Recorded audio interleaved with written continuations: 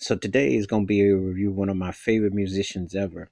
It's the best of George Benson. What can I say about brother George Benson? One of those cats that jazz, pop, and R&B were just like nothing. And that's saying a lot when you consider the chops and dynamicism of his musicality, his voice, and his range. But this is one of the few cats I know who can do White Rabbit, Masquerade, and Give Me the Night and not miss a beat, and also do on Broadway and keep the rhythm and the tone and the flavor and the feeling. Just an all around bad musician, always been just great.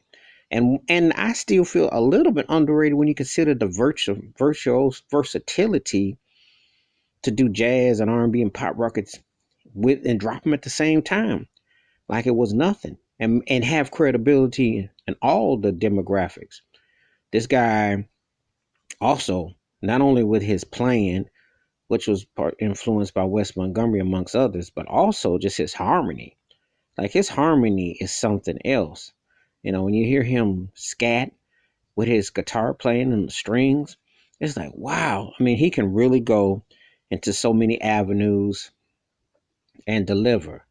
And I have listened to his music for as long as I can remember, and always been amazed at the depth, the talent, the range, the skill set, and the versatility of his greatness as a musician.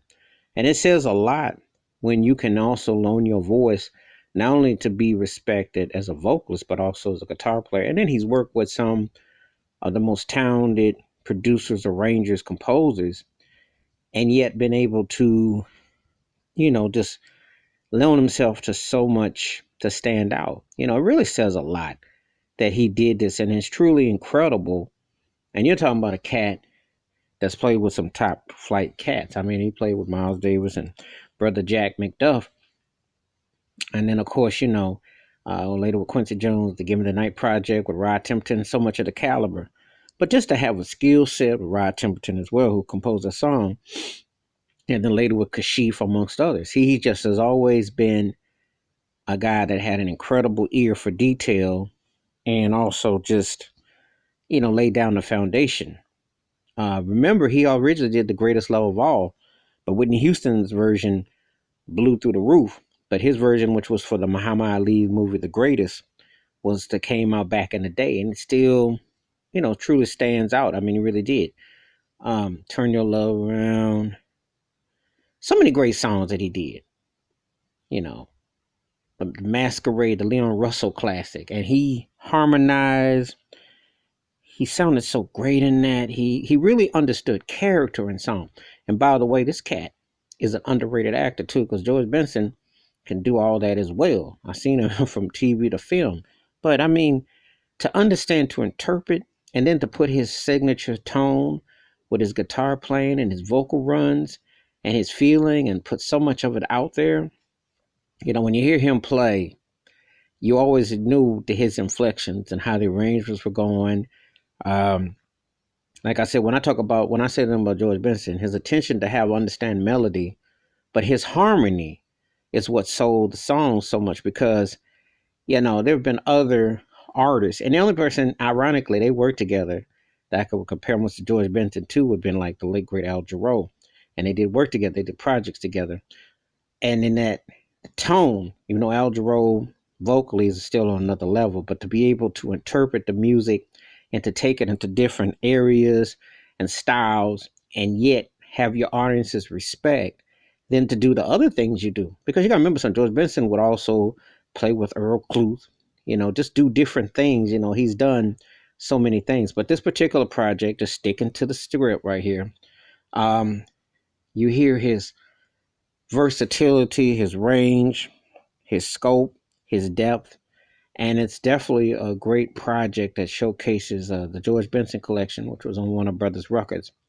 Definitely showcases his vast versatility, his range, and what had truly made him one of the most sought after musicians, one of the most profound artists of our time, and an artist that, if you weren't familiar with his catalog, once you heard his music, you're like, yeah, I remember that jam. And then he did that, and then he did this. And so on and so forth. And he's just one of those artists that I always gravitated towards when I started to really understand music, tone, and feel, and then also understand why I always respected versatile artists first and foremost. That I would tell anybody, George Benson is one of the most versatile artists ever. Like I'd put him, he's one of the 10 most versatile artists I've ever heard in my life because you could put anything with him and it would work.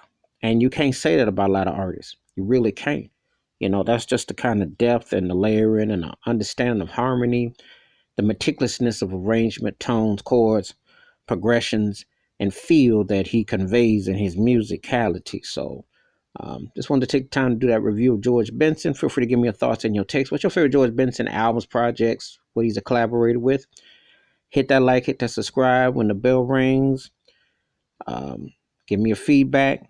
And let's pay some respect. Put some respect. Get this man his flowers while he's alive because he's one of the greatest guitarists ever, one of the baddest vocalists, one of the baddest stylists ever, a versatile musician, a great talent, Mr. George Benson. Have a great day. Peace.